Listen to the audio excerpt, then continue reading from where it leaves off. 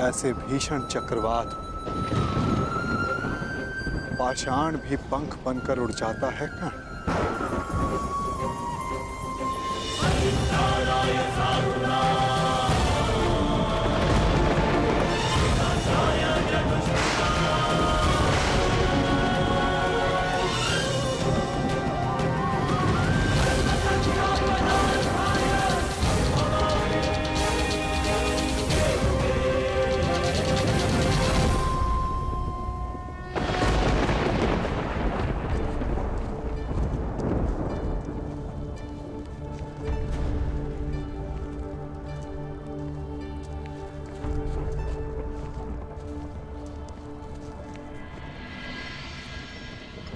माता, देखिए आज हमने भिक्षा में क्या प्राप्त किया है।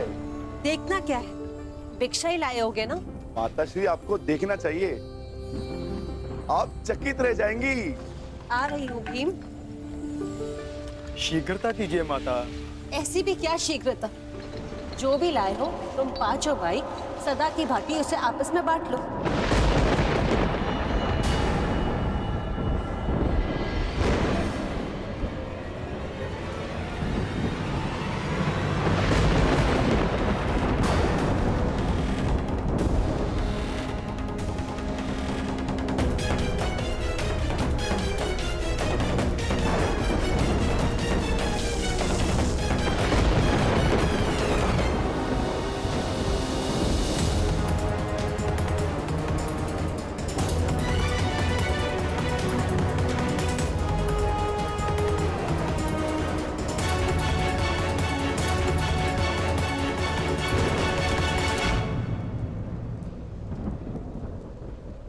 आपने क्या अनर्थ कर दिया माताश्री। पुत्र, मैंने जो कहा भूलवश कहा।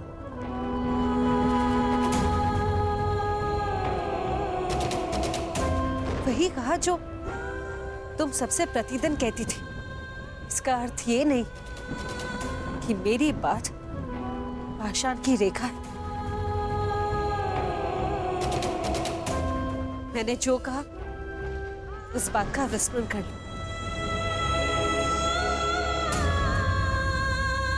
जिस प्रकार हर एक कर्म का अपना एक फल होता है,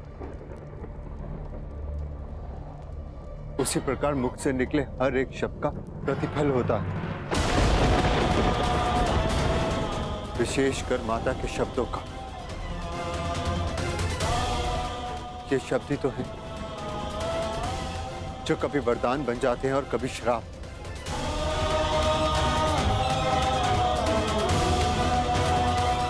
माता का वाग्दान माता की आज्ञा है, जो ना तो कभी भुलाया जा सकता है और ना लौटाया जा सकता है। परंतु भ्राताश्री, उन शब्दों का विस्मरण करना होगा। एक स्त्री 5 पुरुषों से विवाह कैसे कर सकती है? अद्भुत!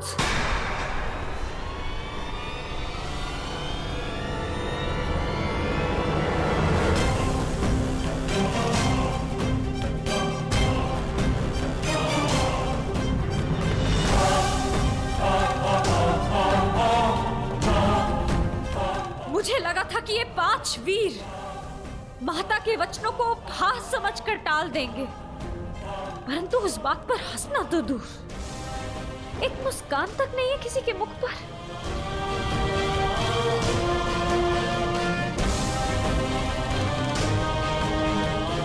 मुझे तो लगा था कि आप सब मुझे सांत्वना देंगे कि पांचाली, माताश्री ने भूलवश जो भी कहा उससे व्यथित ना हो, परंतु आप सब ये मंत्रणा कर रहे थे कि 5 पुरुष एक स्त्री से कैसे विवाह करेंगे।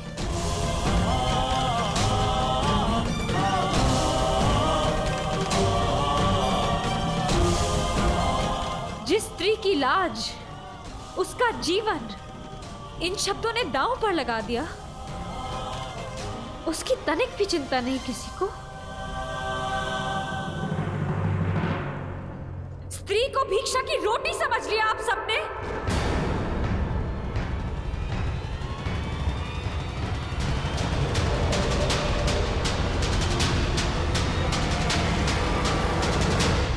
पुत्री, अपने शब्दों के लिए मैं क्षमा मांगती हूँ। नहीं माताश्री, आपने जो कहा वो भूलवश कहा, परंतु इन सब ने जानते समझते आपके साथ उपहास किया था। मेरी क्या भूल है माताश्री? ये 5 भाई ये विवाद कर रहे हैं कि मुझे कैसे बांटना है।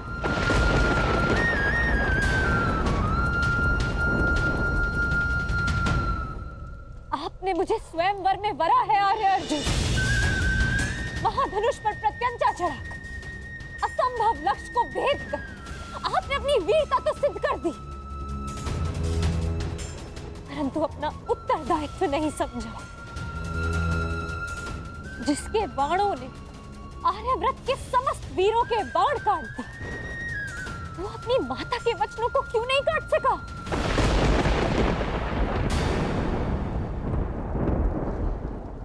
धर्मराज समझे जाने वाले प्रथम पांडवश्री, माता के वचन झूठे सिद्ध। इस अधर्म की व्याख्या आप कर बैठे, परंतु एक स्त्री के मान की रक्षा का धर्म वो नहीं सूझा आपको।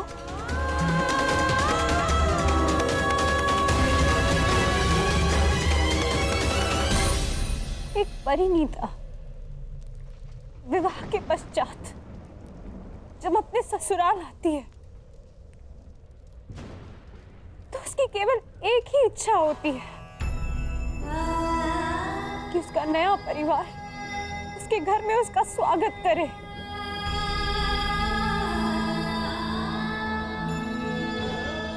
परंतु यहाँ मेरा बंटवारा करने पर विचार विमर्श कर रहे हैं आप सब, अपनी माता को चकित करने के प्रयास में।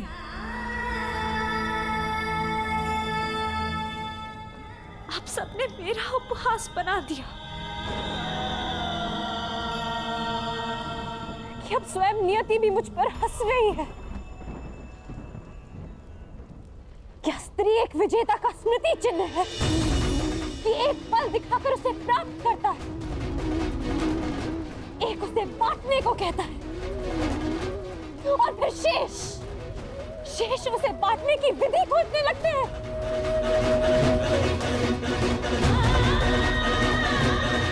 महाबलशाली वृकोदर भीम, जिसने एक विशाल वृक्ष उठाकर मेरी रक्षा की चुनौती ली थी, पवन वेग से युद्ध किया, क्या वो उस पांचाली को उसका मान बनाए रखने का आश्वासन नहीं देगा? जो पांचाली नियति की आंधियों में उड़ी जा रही है, क्या यही इस पांचाली का प्रारब्ध है आर्या?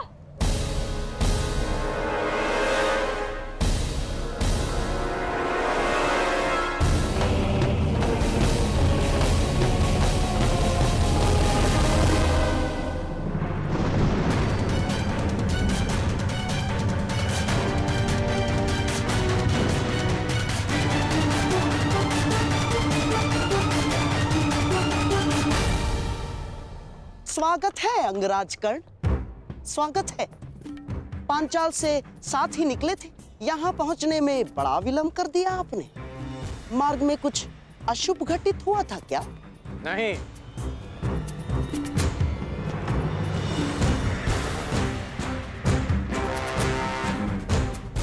परंतु आपके इस भांति मार्ग में आने का अर्थ है कि यहाँ अवश्य कुछ अशुभ घटित होने वाला है।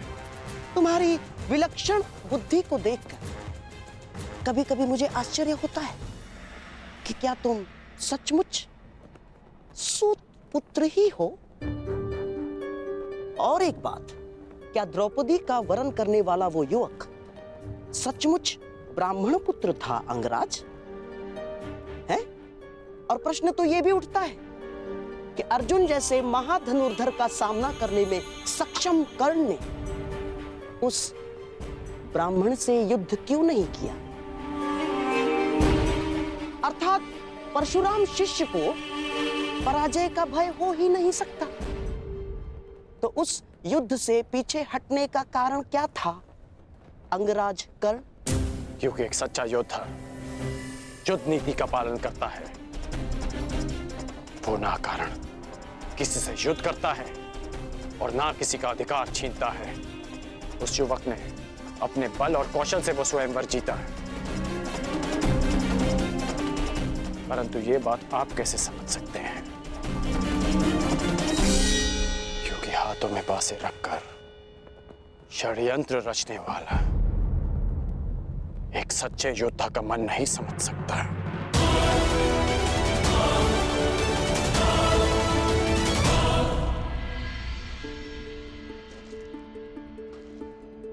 पांचाली,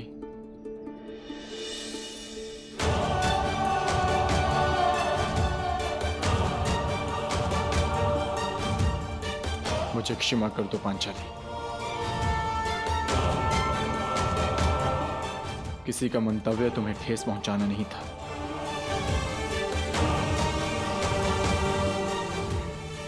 स्त्री का मान ओस की बूंद की भांति होता है आर्य। भूमि पर गिरी और अस्तित्व समाप्त।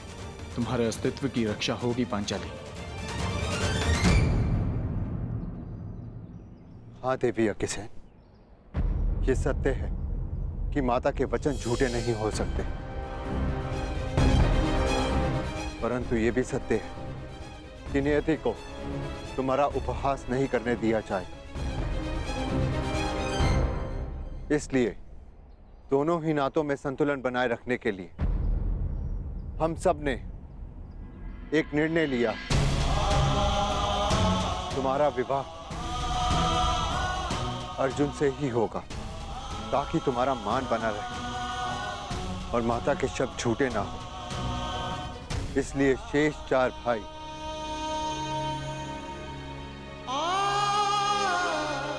संन्यास लेंगे, संन्यास लेंगे, संन्यास लेंगे।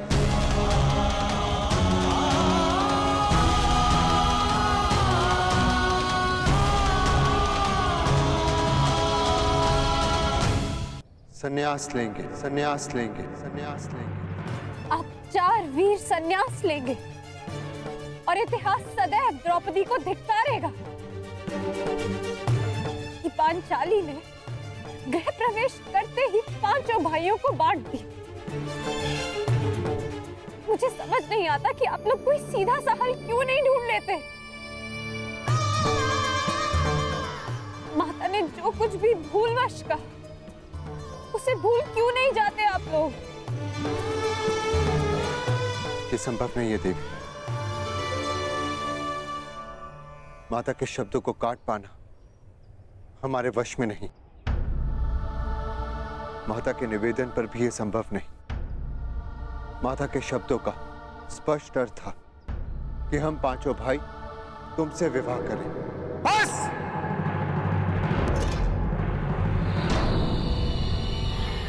अब एक भी शब्द और मत कहना दुस्साहसी ब्राह्मण।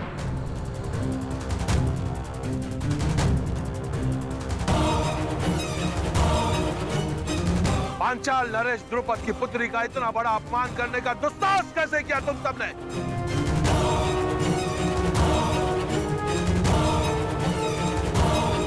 ये तो ईश्वर की कृपा है कि मैं यहां अपनी पुत्री का कुशल क्षेम पूछने आ गया, अन्यथा तुम सब अनर्थ करने जा रहे थे। पुत्री, तुम इसी क्षण पांचाल की ओर प्रस्थान कर रही हो और मैं युद्ध में इन सब का वध करूंगा।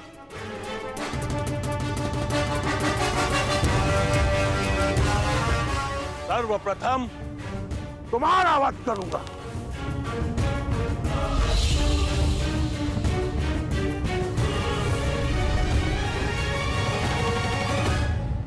ठहरिए पांचाल नरेश।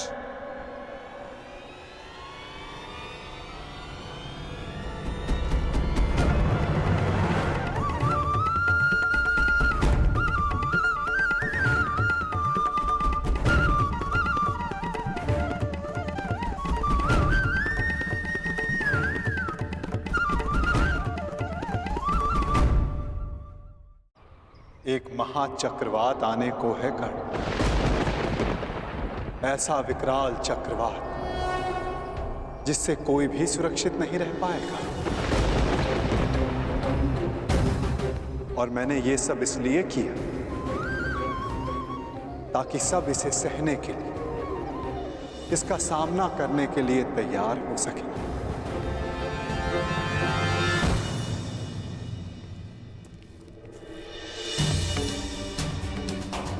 माताश्री, अब हमारे पीछे कोई नहीं। परंतु हमें शीघ्र ही जाना होगा ना। माता प्रतीक्षा कर रही होंगी। हमारे विलंब से चिंतित हो जाती हैं वो।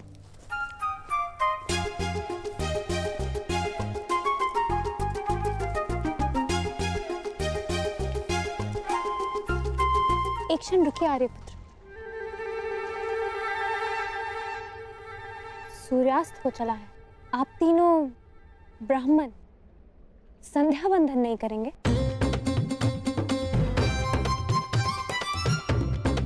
कोई ब्राह्मण किसी भी परिस्थिति में संध्या बंधन नहीं भूलता।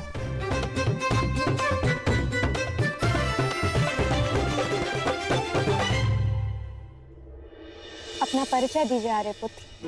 आपका गोत्र, आपका पंथ, आपका नाम क्या है? आपकी पत्नी जानना चाहती है धनुर्धारी।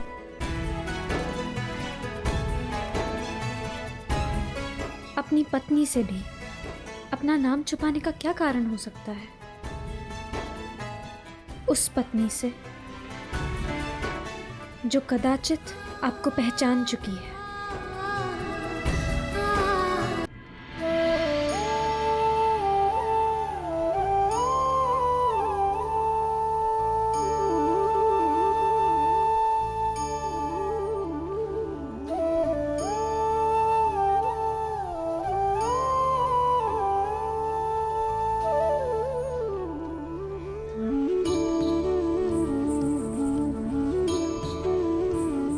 कर्म हमारे जीवन का एक अभिन्न भाग है। कर्म सभी करते हैं, परंतु क्या कर्म करने से पूर्व एक बार विचार करते हैं? क्या सोचते हैं कि प्रत्येक क्रिया की प्रतिक्रिया अवश्य होगी और वो किसी और कर्म, किसी और फल को जन्म देगी?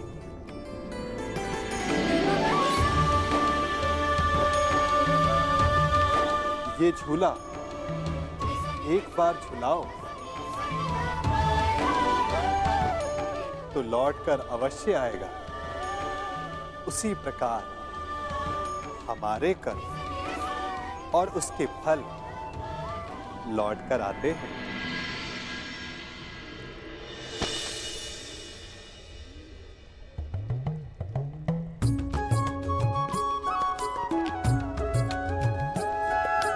फल से स्मरण हुआ, इस वृक्ष के आम बड़े मीठे हैं।